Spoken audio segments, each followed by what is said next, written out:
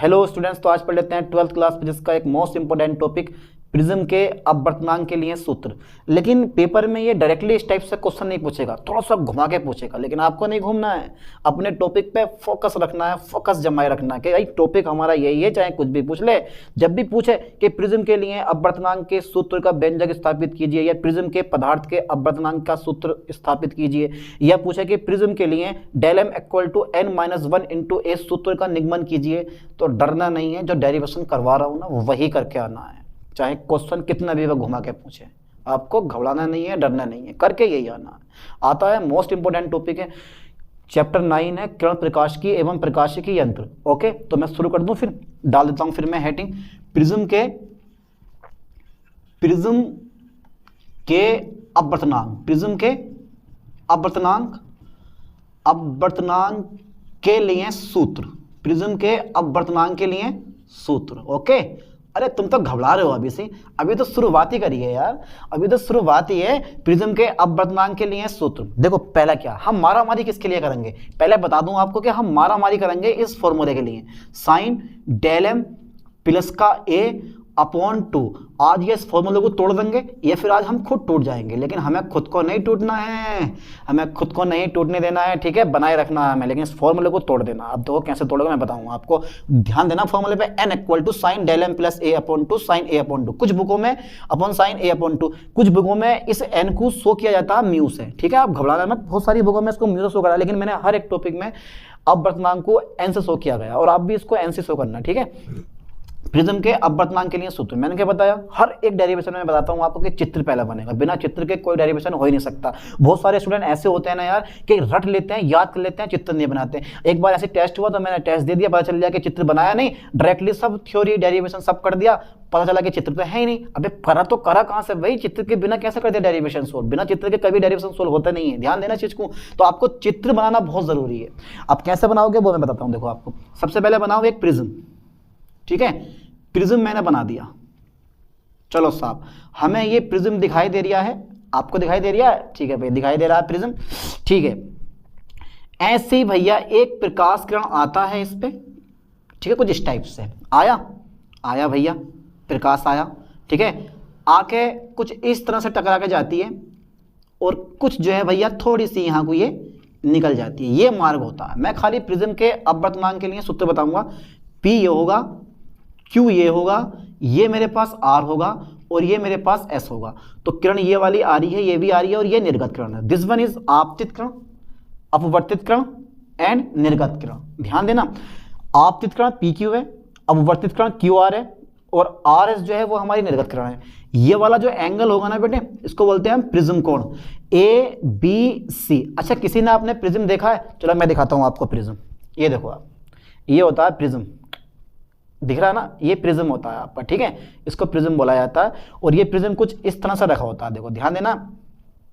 अब यार बोर्ड में मैं तुम्हें लिख के दिखाऊंगा ना, ऐसे करके रखा होता है, ये इस टाइप से प्रिज्म ऐसा रखा होता है प्रिज्म। ये जब ये वाला प्रिज्म ऐसा रखा होता है तो ये रेखा जाती है कुछ इस टाइप से, देखो जब ये रेखा ऐसे होकर जाएगी ना तो यहाँ टकराएगी, बीच में थोड़ी झुकेगी, क्योंकि कांच आ गया ना, प्रकाश जितनी तेज वायु में चल सकता है उतनी तेज कभी भी कांच में नहीं चल सकता। फिर किरण यहाँ से इस टाइप से बाहर को निकल जाएगी, प्रकाश ऐसे आएगा, इस टाइप से आएगा, ठीक है, इसमें बिल्कुल सीधा हो जाएगा, और फिर यहाँ से क्या होगा, बाहर को निकलेगा। अगर शॉर्ट वीडियो देखनी है तो मैं डिस्क्रिप्शन में लिंक डाल दूंगा, पूरा प्रिज्म की एक शॉर्ट वीडियो डाल रखी है मैंने, ठीक है।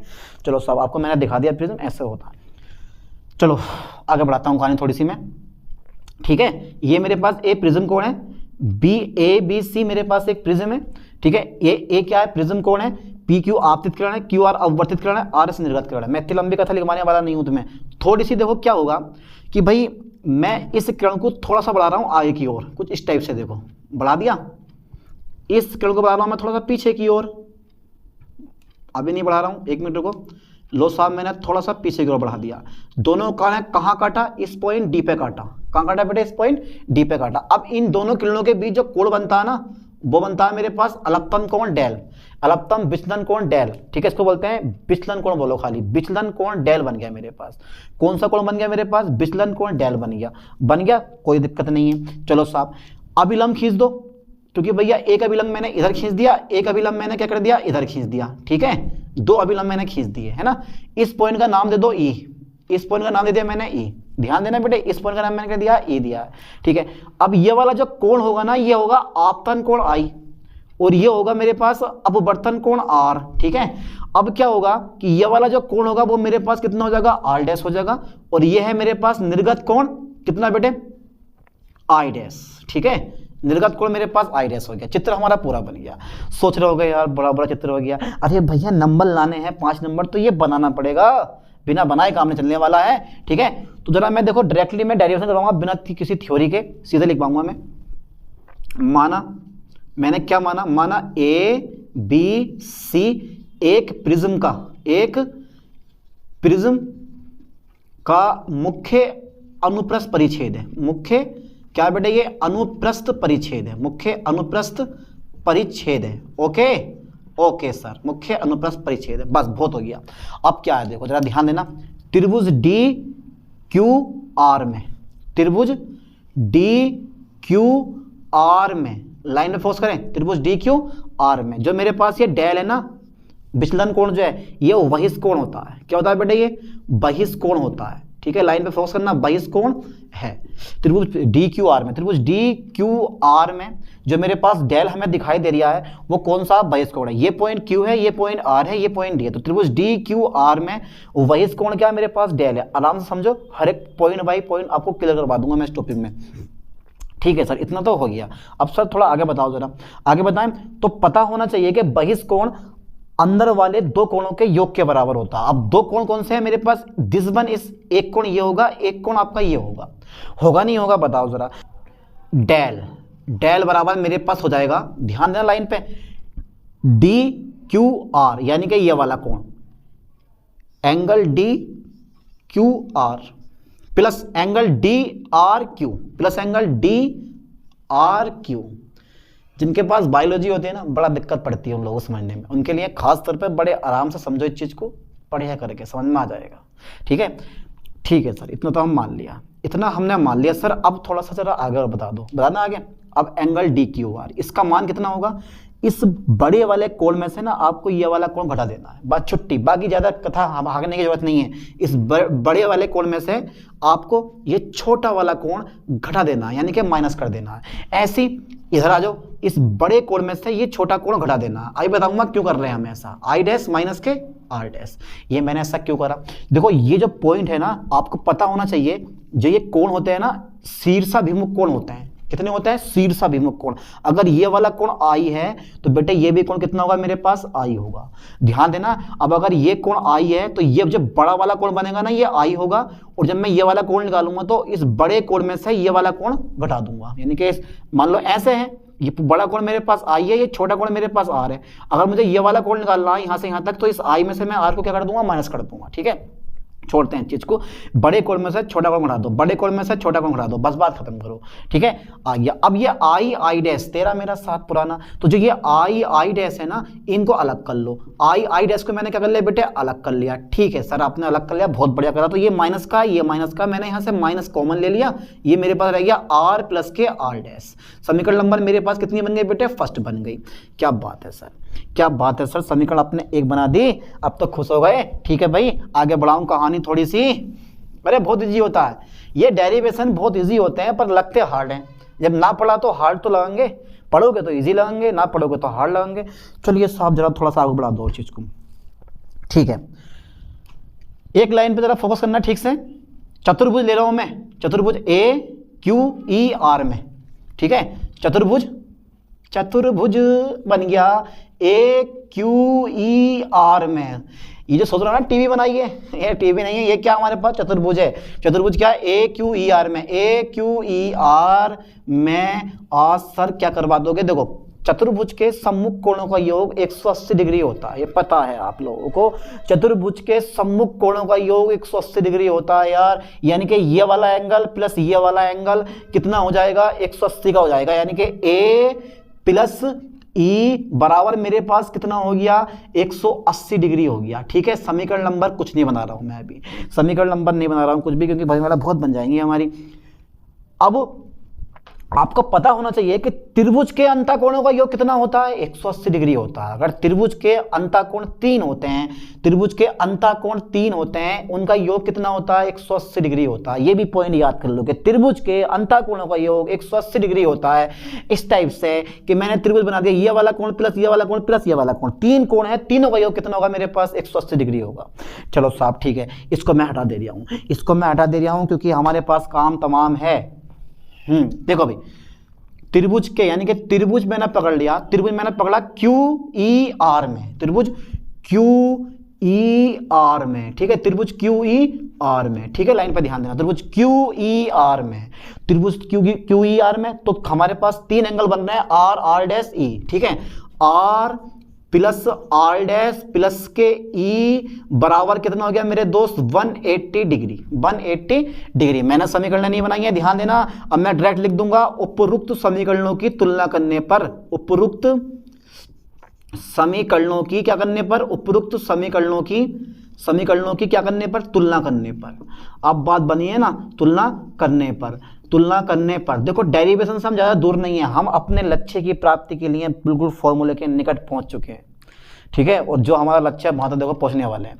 अब ये भी मेरे पास E है, ये भी मेरे पास E है, ये दोनों भाई साहब, ये भी E है, ये भी E है, ये भी 180 है, ये भी 180 है, ये दोनों बराबर हैं, ये दोनों बराबर हैं, तो एक किसके बराबर होगा, अरे बताओ भैया, R प्लस R डैश के, R प्लस R डैश के बराबर होगा। एक किसके बराबर हो जाएगा, R प्लस R डैश के बराबर हो जाएगा, ठीक है, ध्यान देना, एक किसके बराबर होगा, R प्लस R डैश के बराबर हो जाएगा, ठीक है, A बराबर R प्लस R डैश के हो गया बराबर, कंप्लीट ना, दिख रहा है ना, ठीक है। समीकरण नंबर मैंने बना ली 2, इसको यहाँ बना लो, समीकरण नंबर 2 बना लिया मैंने। देखो ये जो है वो R प्लस R, E के बराबर है, 180 के बराबर है, तो A R plus R dash के बराबर हो जाएगा, इसको बोलते हैं तुलना करना, है ना, हो गया। चलो अब समीकरण 1 में रख दो, समीकरण 1 से, समीकरण 1 से, ठीक है। अब मैं क्या करूँगा, समीकरण 1 से A का मान बना दो, एरोप्लेन उड़ा दो पकड़ के, A पकड़ा, ये पहुंच गया, यहाँ रख दो, जहां R प्लस R डैश है वहां मैं क्या रख दूंगा, A, जहां R प्लस R डैश है वहां मैं क्या रख दूंगा, A। बस ये डेल हमारा ऐसे आ जाएगा, आ गया साहब, ये हमारे दोनों ऐसे के ऐसे आ जाएंगे, चलो साहब ये भी आ गए, ये भी आ गए साहब। अब माइनस के क्वेश्चन नंबर कौन सी हो गई मेरे पास, 3rd हो गई, ये कौन सी हो गई बेटा, क्वेश्चन नंबर 3rd हो गई। यहाँ तक क्लियर हो रहा ना, यहाँ तक क्लियर हुआ। मैथमेटिकल पोजीशन है, बायोलॉजी वालों को दिक्कत पड़ सकती है, लेकिन ध्यान देना, वीडियो को बार बार रिपीट करके देखना, टॉपिक 100% समझ में आएगा आपके। डेल बराबर I plus I dash minus का ये हो गया मेरे पास, कंफर्म, ठीक है। चलो साहब, अल्पतम विचलन की स्थिति में, अल्पतम विचलन की स्थिति में, अल्पतम विचलन की स्थिति में, ठीक है, लाइन पे फोकस करें, अल्पतम विचलन की स्थिति में।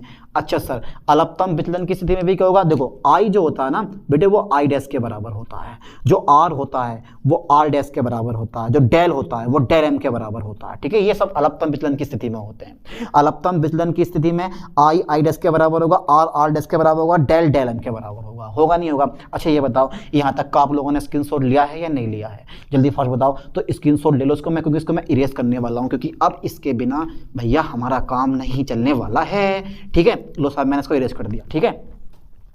अब देखो जरा क्या होगा, अब क्या होगा कि समीकरण 2 से और समीकरण 3 से, समीकरण 2 जो मैंने बनाई है ना, समीकरण 2 से, और इधर मेरे पास समीकरण 3 से, इधर मेरे पास क्या करेंगे हम, समीकरण 3 से, ठीक। इसके नीचे लिखना, इसके नीचे लिखना, ठीक, नीचे को है ना। तो समीकरण 2 मेरे पास ये है, जहां मेरे पास R डैश है मेरे दोस्त, वहां मैं क्या रख दूंगा, R रख दूंगा, तो मेरे पास A बराबर R प्लस के R dash, okay. R dash की जगह तो मैंने R रख दिया, R डैश की जगह क्या रख देंगे हम, R रख देंगे, यानी कि समीकरण 2 में जहां R डैश है वहां मैं क्या रख दूंगा, R। तो मेरे पास हो गया A बराबर R प्लस R, कितना हो गया, 2R हो गया। अच्छा गुणा वाला काय में आ जाएगा, भाग में आ जाएगा, तो R बराबर हो गया A/2, कितना हो गया बेटे, A/2। लाइन पे ध्यान देना, इससे करेंगे आगे सॉल्व न्यूमेरिकल, ठीक है। समीकरण 3 से आ गए हम, समीकरण 3 से आ गए सर, 3 से आ गए सर। तो मेरे पास जहां डेल है वो मैं क्या रख दूंगा, वहां पे डेल M रख दूंगा, ठीक है भाई, मैंने डेल M रख दिया, कोई दिक्कत ना। I प्लस जहां पे मेरे पास I डैश है, यहाँ मेरे पास I डैश है, I डैश की जगह मैं क्या रख दूंगा, I रख दूंगा, ठीक है भाई, यहाँ भी कोई दिक्कत नहीं है। I प्लस I हो गया मेरे पास, माइनस के A ऐसे रहेगा, माइनस के I डैश की जगह मैंने I रखा है, I प्लस I माइनस के A। अब I बराबर कितना हो गया आई प्लस आई, कितना हो गया तुम्हारे पास 2i माइनस के a हो गया। ये माइनस का a जो है ना बराबर के इधर लेकर आओ, काय में आ जाएगा, ये प्लस में आ जाएगा। ठीक है सर, प्लस में आ गया, बराबर कितना हो गया मेरे पास 2i हो गया। अच्छा जो गुणा वाला आप देख रहे हो उधर काय में आ जाएगा, भाग में आ जाएगा। तो i बराबर कितना हो गया मेरे पास डेल m प्लस के a अपॉन कितना हो गया मेरे पास 2 हो गया। ये i का मान हो गया, यानी कि आपतन कोण का मान हो गया। दिस वन इज अपवर्तन कोण, r बराबर a अपॉन 2 और i इक्वल टू मेरे पास हो गया del m plus a upon 2, यानी कि जो मेरे पास अपवर्तन कोण होता है वो प्रिज्म कोण का क्या होता है तुम्हारे पास आधा होता। आगे बढ़ाओ, I बराबर del m plus a upon 2, जहां डेल एम क्या अलपतम विचलन कोण, क्या है अलपतम विचलन कोण। ये जो मेरे पास डेल है ये विचलन कोण होता है और डेल एम क्या होता है अलपतम विचलन कोण होता है। ठीक है, I बराबर del m plus a upon 2 आ गया। अब बस स्नेल का नियम ठोक दो, क्योंकि पूरे चैप्टर में स्नेल का नियम लगा पड़ा और यहाँ भी स्नेल का नियम काम कर रहा है। ठीक है, अच्छा इसका स्क्रीनशॉट ले लिया होगा आप लोगों ने, ना लिया तो उतार लेना, इसको स्क्रीनशॉट ले लेना बढ़िया करके। मैं इसको इरेज करता हूँ। ठीक है, चलो साहब लो, मैंने इसको इरेज कर दिया क्योंकि यार इसका हमारे पास कोई काम नहीं रहा और हमारे पास जगह भी नहीं रही है ना। चलो साहब चित्र में हम जो है ये चित्र में पी हमारा इरेज हो गया, पी मैंने ऐसे कर दिया इसको। ठीक है, बुरा लग रहा है, शेयर करते हैं इसको पी। ठीक है, आप सही है, हो गया था ना। अब देखो एन बराबर यानी कि स्नेल के नियम से, स्नेल की एंट्री हो गई स्नेल के नियम से। ठीक है बेटे, स्नेल के नियम से। अब जब स्नेल की एंट्री होगा ये स्नेल के नियम से, ठीक है, तो जब स्नेल की एंट्री हुई है तो अपना नाम बताएंगे। एन बराबर कितना हो गया मेरे पास साइन, ठीक है, आई अपॉन साइन आर। ठीक है भाई, ये मेरे पास स्नेल का नियम आ गया। एन बराबर sine I upon sine R. अच्छा आई का मान कितना है, अच्छा ये बताओ बेटा आई का मान कितना है। आई बराबर है del m plus a upon कितना है बेटे मेरे पास 2 हैगा। तो साइन बराबर del m plus a upon 2। अच्छा अपॉन में क्या आ जाएगा मेरे पास, अपॉन में आ जाएगा मेरे पास जहां आर है, आर का मान कितना है मेरे पास ए अपॉन 2, यानी कि मैंने आई का मान दे रखा, आई का मान दे रखा del m plus a upon 2। ठीक है, और r का मान दे रखा a अपॉन 2, तो साइन a अपॉन 2। क्या ये प्रूफ हुआ नहीं हुआ है भैया? अबे भैया ये प्रूफ हुआ या नहीं हुआ? यही क्या चीज है, यही वो चीज है जिसके लिए हम इतनी मारामारी कर रहे हैं। ये क्या है, ये प्रिज्म के अपवर्तनांक का सूत्र है। क्या बेटा, ये प्रिज्म के अपवर्तनांक का सूत्र है। लिख दूं, लिख दो भैया। ये क्या है मेरे पास, ये है प्रिज्म के पदार्थ का, आप बोल सकते हो कोई दिक्कत नहीं है, प्रिज्म के पदार्थ का बोल सकते हो आप, प्रिज्म के अपवर्तनांक का, यानी कि प्रिज्म के अपवर्तनांक का सूत्र है, ये का सूत्र है। ठीक है, सूत्र है। ठीक है भाई, थोड़ा सा देखो मैं आगे बढ़ा दूंगा, इसको मैं इरेज कर दूं, स्क्रीन से ले लिया होगा आप लोगों ने। ठीक है, हटा दे रहा हूं, देखो इसको मैं, इसको ये मैंने क्या कर दिया, इरेज कर दिया। ठीक है, चलो साहब आगे देखते हैं अभी। अच्छा ये प्रिज्म के अपवर्तनांक का सूत्र है, यहां तक कर लिया आप लोगों ने परफेक्टली। फॉर्मूला याद करो, आगे करेंगे न्यूमेरिकल्स से, क्योंकि न्यूमेरिकल्स के आते हैं पेपर में हर साल, और न्यूमेरिकल छोड़ना नहीं है एक भी, क्योंकि जब कंफर्म है कि यार न्यूमेरिकल आते ही आता तो हमें करना पड़ेगा, या तो डेरिवेशन या न्यूमेरिकल, है ना। चलो साहब, इसके बाद जो है ये प्रिज्म का अपवर्तनांक का सूत्र। देखो अब थोड़ा सा और रह गया, थोड़ा सा ये रह गया कि पतला प्रिज्म और पूछ लेता है। अब पतला प्रिज्म आप कहते किसे हो, यानी कि वह प्रिज्म जिसका प्रिज्म कोण 5 डिग्री से कम होता है, यानी कि जो तुम देख रहे हो ना ये प्रिज्म कोण, इसका मान क्या होता है 5 डिग्री से कम होता है, वो हमारा पतला प्रिज्म होता है। और आपको कंफ्यूज होने की जरूरत नहीं है, जब भी न्यूमेरिकल पेपर में पूछेगा आपसे वो दे देगा कि पतला प्रिज्म होता क्या। ठीक है, चलो साहब मैं आगे बता देता हूँ। तो न्यूमेरिकल में कंफ्यूज होना मत, क्योंकि वो खुद लिख के देगा कि प्रिज्म कैसा हमारा पतला, या फिर आपको पता होगा कि भाई प्रिज्म कोण कितना है मेरे पास 5 डिग्री से कम, यानी कि 4 डिग्री या 3 डिग्री, जो भी वो देवे उसके अकॉर्डिंग सब आपको सोल्व करना होगा। चलो मैं आगे बढ़ाता हूँ। पतले प्रिज्म के लिए, पतले प्रिज्म के लिए, वैसे पेपर में यहाँ तक का ना पूरा हो गया, पतले प्रिज्म के लिए। ठीक है, पतले प्रिज्म के लिए, ओके। चलो साहब पतले प्रिज्म के लिए, जब पतला प्रिज्म है तो साइन साइन हमारा क्या होगा, खत्म हो जाएगा, बचेगा हमारा एन बराबर डेल एम प्लस के ए अपॉन कितना मेरे पास 2, और ये है मेरे पास ए अपॉन 2, कितना बेटे मेरे पास ए अपॉन 2, तो 2 से 2 क्या हो गया मेरे पास कट गो, ये 2 से 2 मेरे पास कट जोगो, मेरे पास रह गया एन बराबर del m plus a upon ए। ठीक है, अब जो ये भाग वाला आप देख रहे हो ना, ये जो भाग वाला हैगा मंद मंद मुस्कुरा रही है, इधर गुणा में आ जाएगा, ये हो जाएगा एन ए बराबर हो जाएगा मेरे पास डेल एम प्लस के ए। ठीक है, ये मेरे पास इतना आ गया, मैं इसको इरेज कर रहा हूँ क्योंकि इसका भी हमारे पास कोई काम नहीं रहा है। ठीक है, इसका भी हमारे पास अब कोई काम भाई नहीं रहा, क्योंकि ये भी हमारा कंप्लीट हो गया। तो अब ये जो प्लस का ए है ये बराबर के इधर काय में आ जाएगा, माइनस में आ जाएगा, या मैं इसको लिख लूंगा कुछ इस टाइप से कि ये आ जाएगा मेरे पास डेल एम बराबर हो गया एन ए माइनस के ए। ठीक है, यानी कि प्लस का ए बराबर के इधर ले आओ तो एन ए माइनस का ए बराबर डेल एम। तो अब यहाँ से मैं क्या करूंगा, ए कॉमन ले लूंगा, क्या करूंगा, ए कॉमन ले लूंगा, तो मेरे पास जब ए कॉमन आ जाएगा तो ये आ जाएगा एन माइनस के 1 इंटू ए। ठीक है, तो डेल एम बराबर हो गया एन माइनस के 1 इंटू ए।